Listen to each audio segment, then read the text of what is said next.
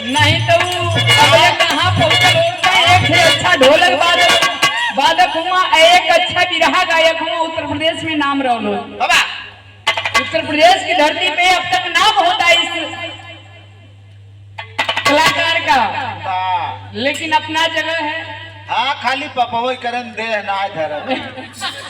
ये आप लोगों के साथ जाहिर होत हुई, ये आप लोगों के साथ जाहिर होत हुई कि ये रजेश भैया जो हारमोनियम पे संगत कर रहे हैं, इनसे बड़े हैं।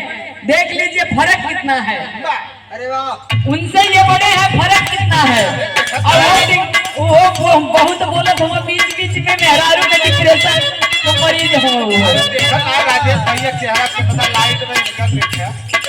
जब तू हम धर्म का छोट भाई मानी ले, हम जब समर में कूदी गई हवा तो होकर कोनो बात ना हो। ये हमारी धरती है, माना चाहना माना तो केतनो हाथ पाँव फेंक ला, यहाँ से दाल नहीं गली तोहार, ये हमारा दावा हो। आ रही गई बात कि समय का तो तू हमसे ज्यादा समय ले ही गया है। आवा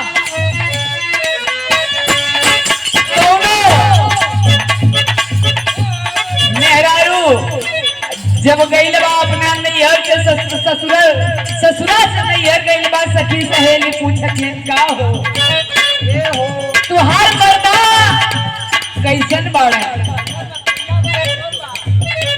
देखा मामा कहत हो गरिया बा की बोर बा, वाह रे जेकर सदिया ना भइली हो से तनी पूछता मामा।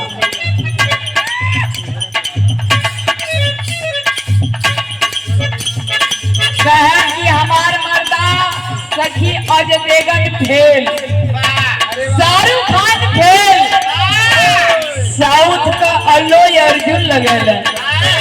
कैसे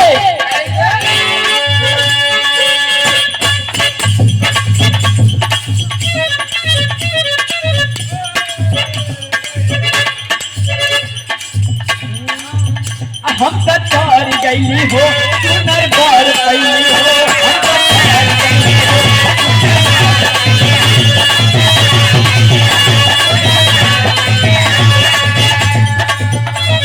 ऐसा हड्डी लेके बेचारी का करी जो ना सुखंडी तो मरीज होकर हम सब चोर गई हो, सुनर बार गई हो,